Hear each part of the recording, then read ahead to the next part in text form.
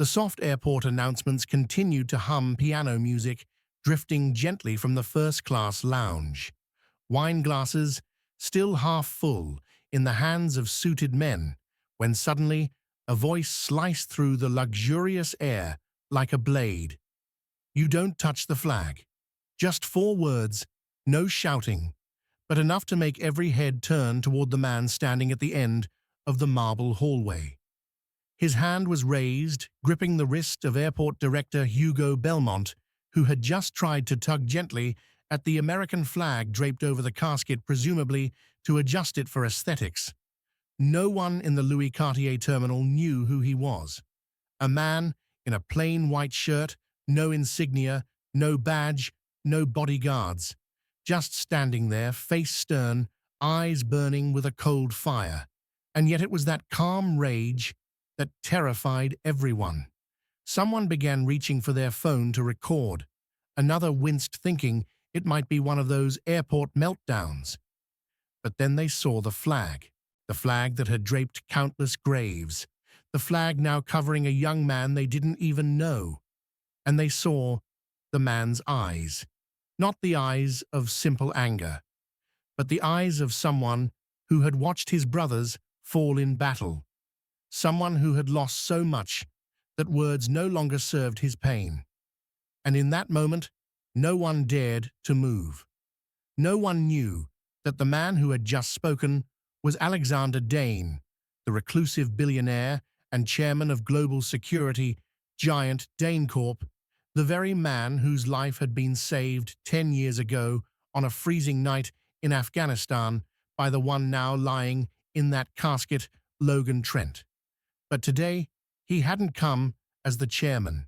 He had come to fulfill a promise and to protect the most sacred thing left, the honor of the fallen. No one knew that beneath that plain white shirt was a heart torn apart by war, stitched back together by a single promise. 10 years ago, Alexander Dane wasn't a billionaire with influence across 5 continents. He was just a former Special Forces officer retreating from the public eye after a failed mission that cost the lives of 2 of his men. He wandered through the Middle East, eventually joining a joint civilian-military logistics unit in Kandahar, where he met Logan Trent, a 23-year-old soldier who smiled like sunshine and moved like he had no fear of death. At first, they had nothing in common. One lived by logic and past wounds, the other by instinct and heart. So sometimes you think too much. Sometimes you just have to feel it, Logan had once said on their first patrol night. Then came the ambush, a piercing hiss in the dead of night. Bullets are tearing through the wind, and Logan throwing Alexander down into a sand crevice, shielding him with his own body like a living shield. 3 bullets slammed into Logan's vest. 1 grazed Alexander's arm. But Alexander lived. Logan spent 3 weeks in the hospital afterward. When he woke up, he only smiled and said, "No need to thank me. That's what brothers do." From that moment on, they were bonded, not through handshakes, but through glances after every sweep mission, through shared sips of water, through quiet nights, long after the camp had fallen asleep, just the 2 of them sitting under the moonlight of the Afghan sky. One night, as the unit prepared to be deployed to a more dangerous zone, Logan pulled from his pocket a scribbled crayon drawing sent by his little sister. A house, a dog, a soldier in a helmet smiling wide. "If I don't make it, sir, don't let them ship me out the back door. Full honors through the main gate, like my dad had." Deal. Alexander went still, then extended his hand. Deal. 3 days later, Logan didn't return. The helicopter lost contact. The site was classified as a black zone conflict. No updates, no funeral, no drums, just a short letter addressed to Alexander. "The body has been repatriated via logistical technical routing." They didn't keep the promise, but he would. The 3rd floor of Louis Cartier Airport was its control nerve, where every flight, every passenger, every departure, and every security protocol was calculated down to the second. Hugo Belmont, the executive director, celebrated as the golden mind of European aviation, was staring intently at his screen. His eyes weren't on the flag, nor the casket, but fixed on the projected flight delay statistics if the honor procession were to pass through the main terminal. We have 27 departures scheduled between 14:00 and 15:30. A military funeral procession through the main concourse not permitted. He spoke clearly. No anger, no emotion, just calculations and cold detachment. Behind him, a young security aide named Sienna had just received word from the local military command the family had requested full ceremonial honors for Logan Trent, which meant he was to pass through the main concourse like a returning general. But Belmont wouldn't budge.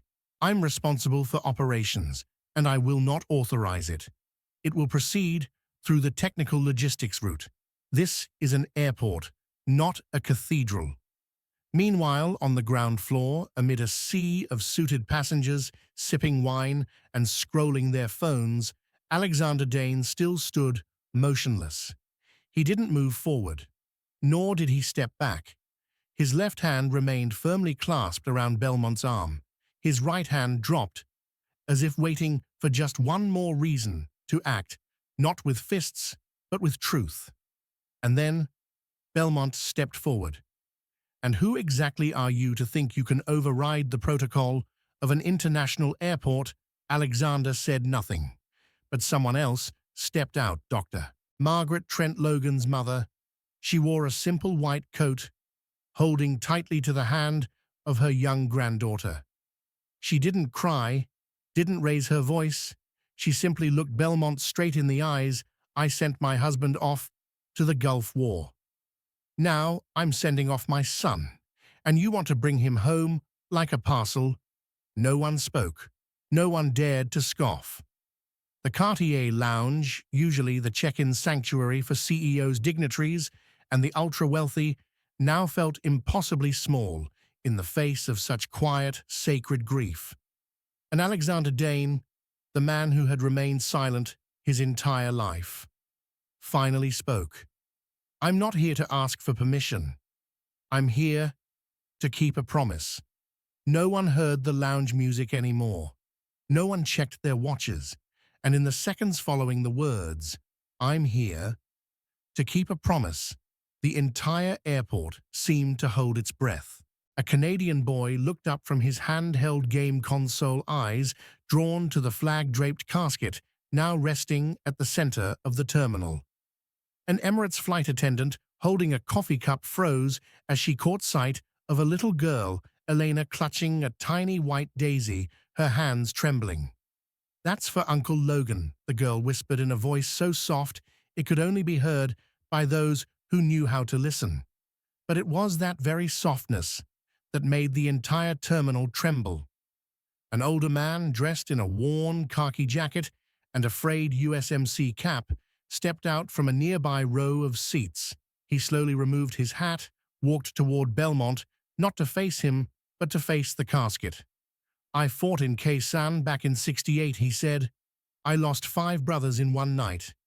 And to this day, I still wonder why I survived. Then he turned to Alexander Dane, voice rough but steady. That boy deserves everything. And if you're the man keeping his promise, then today I stand with you. And then another person followed, and another. A baggage handler dropped his checklist and stepped toward the forming honor line, removing his cap.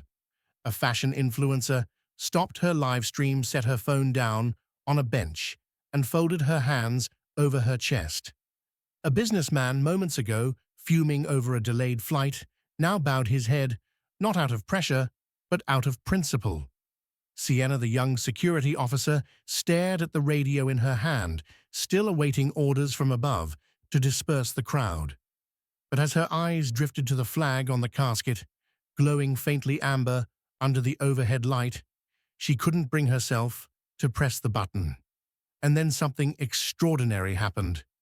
There were no commands, no bugles, no one took the lead, and yet one by one, they began to form a line. A corridor of honor slowly emerged within the Grand International Terminal, one of the most opulent in Europe. No one raised their voice, no one gave directions. There was only silence and truth, and a fallen soldier was being brought home like the hero he was. Belmont stood there, watching the crowd line up, but their silence, rather than humbling him, only deepened his sense of humiliation. In his mind, this was no longer a ceremony, but an organized rebellion. He stepped forward, locked eyes with Alexander Dane, and then, as if trying to reclaim some final shred of power, he reached out and touched the corner of the flag draped over the casket. In that instant, time froze. No sound, no footsteps, not even a breath dared break the air. Alexander stepped forward, not fast, not slow, as if he had been waiting for this moment. He extended his hand not to strike, not to snatch, but calmly, firmly grasped Belmont's wrist, the same hand still resting on the flag's edge. His voice was low, barely enough for someone beside him to hear. Yet somehow, the entire hall heard it. Don't touch the flag. A shiver rippled through the crowd. The old USMC veteran clenched his cap. Dr. Margaret Trent pulled Eleanor close. Sienna, the young security officer, reached for her radio as if to intervene, then withdrew her hand, because they all knew the man who had just touched that flag hadn't touched a piece of cloth. He had touched blood and tears and the souls of tens of thousands who had fallen. Belmont hissed, jerking his arm back. "Let go. This is an assault on a government official. I'll call security." Alexander didn't tighten his grip. He simply stared into the man's eyes with the gaze of someone who had buried a friend in the desert without even a headstone. He died so men like you could survive without ever knowing what that truly means. Then he let go. Belmont staggered backward, not from force, but from the weight of shame. No one cheered, no applause erupted. There was only one thing that happened. The man in the wheelchair near the entrance slowly stood. He bent forward, raised his hand to his brow, and saluted. That single gesture ignited the hearts of everyone in the room. A flight attendant knelt, bowing her head. A businessman closed his laptop and placed his hand over his chest.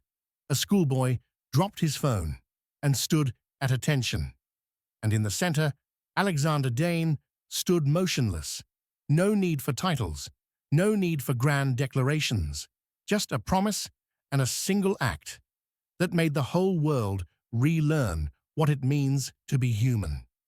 The click of high heels echoed softly on the marble floor, yet each step rang out like a war drum in the silence of the Grand Terminal.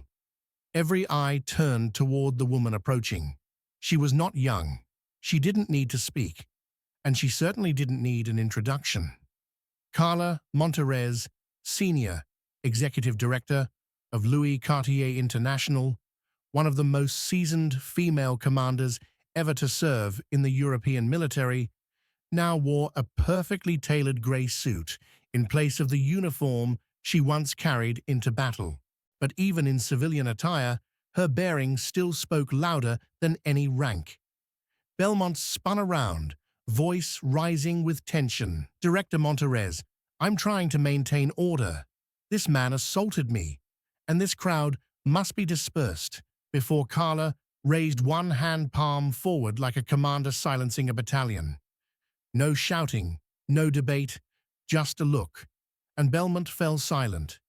She stepped up to Alexander Dane, stopping at the exact distance dictated by honor. No bow, no salute, just a gaze, one that told him she knew exactly who he was, even if he had tried to hide it. Her voice was calm, firm, yet filled with a quiet respect. "Mr. Dane, I apologize for what has just happened. The procession will pass through the main concourse. No additional authorization is required, because there are things in this world that don't need signatures to be valid, only the courage to be remembered. Then she turned to the internal broadcast system, lifted the microphone that controlled one of the world's most elite and efficient airports, and with a composed, solemn voice, she spoke, "Ladies and gentlemen, a soldier has fallen for us, and today he is coming home. We invite you all to form an honor corridor to bid farewell to this hero as a grateful nation should." The Cartier lounge fell still. Then it began to move, but no longer in haste. A Japanese couple paused their luggage check-in. A group of executives from Zurich missed their meeting. A young singer, bound for Paris, stood motionless in the aisle, hand over heart. No one spoke. No one asked why. Because the human heart doesn't need reminders to know what is right. Alexander Dane gave a quiet nod to Carla Monterez, not as someone claiming authority, but as someone who ally understood. Justice had stepped into the light, not through declarations, but through collective dignity. No commands were given, and yet people began to rise. Those in front lifted their heads. Those behind quietly stepped to the sides of the central corridor. From the check-in counters, the first-class lounges, and security checkpoints, to the gleaming lights of the duty-free aisles, every space transformed into a sacred path. Some removed their sunglasses. Others lowered their hats. A few held each other's hands, not out of fear, but because they didn't know how else to stand in the presence of such immense gratitude. The flag-draped casket was carried out slowly, each step as precise as a ticking clock, never rushed, never offbeat. Leading the procession was Alexander Dane, the man who had silently upheld a promise for 10 years. He wore no uniform, no medals, but his stance, firm, unshaken, was that of a soldier who never abandoned his post. Elena, the 9-year-old girl, stepped out of the line, holding a white daisy. Her steps were small, but her heart larger than all those who had turned away from silence. She placed the flower atop the casket, where the flag shimmered under the sunlight, pouring through the glass dome above. Then she looked up, her voice soft, yet ringing like a cathedral bell. "You're my hero, Uncle Logan." Margaret Trent, the mother who had lost both husband and son to 2 separate wars, didn't shed a single tear. She simply stepped forward and took Alexander's hand. "You kept your promise. You don't know what that means." To a mother. From his chest pocket, Alexander pulled out a photograph. 2 soldiers smiling brightly under a desert sky, one young one marked by the weight of memory. "He once told me that was the last night he laughed that hard," Alexander whispered, placing the photo into her hand. "I think his sister deserves to see that." The procession continued moving down the corridor of honor through a world once built for haste, now stilled to honor a man who left without a sound. No one held up phones. No one live-streamed. The entire airport held its breath. From afar, the man who had once sat in a wheelchair remained standing, still saluting.